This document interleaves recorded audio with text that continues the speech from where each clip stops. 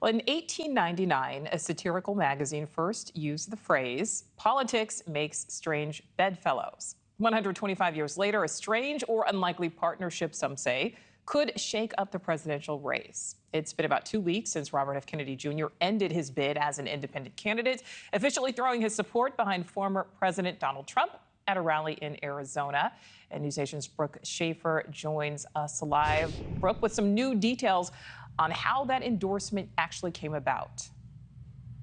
Yeah, Nichole, to your point, some have called this an unlikely partnership. You have the Republican candidate and a now former independent candidate who was also a lifelong Democrat and, of course, a member of one of the most popular Democrat families in modern American history. But unlikely or not, former President Trump and Robert F. Kennedy Jr. have formed an alliance.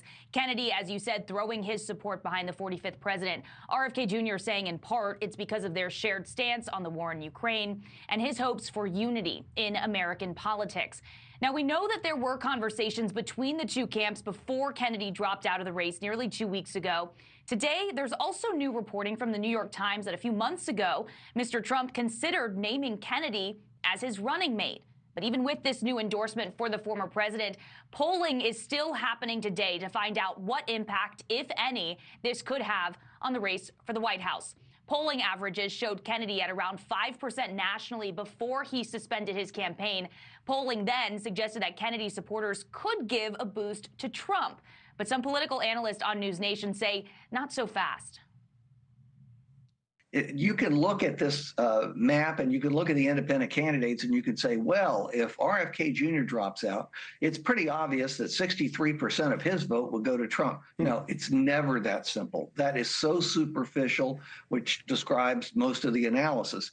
It's never that simple, and you're going to find this is very complicated because people can go to another independent. They can stay on the couch and not vote.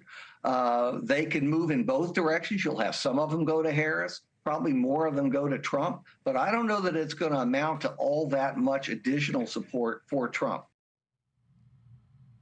Okay, if we look at some of the polling today, too, some recent numbers from our partners at the Hill Decision Desk HQ show Vice President Harris and former President Trump seem to have gotten a slight boost with Kennedy now out of the race, but not by much, about 1% for Harris, 2% for Trump. Also, keep in mind, it's not clear whether these numbers are directly from Kennedy supporters going to either campaign.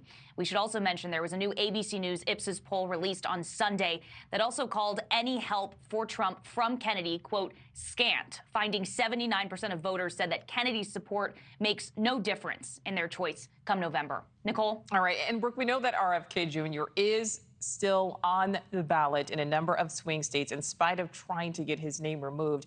How could that impact the race? This is where Kennedy could have a potential impact, Nichole, as a spoiler in some of these key states.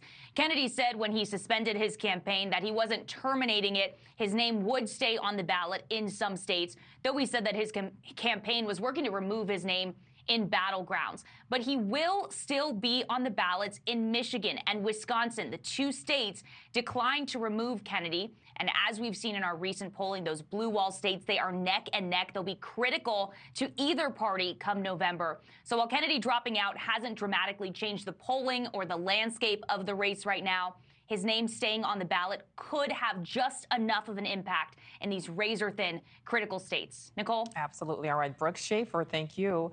Thanks for watching. Go to joinnn.com to find NewsNation on your screen. And don't forget to click the red subscribe button below to get more of NewsNation's fact-driven, unbiased coverage.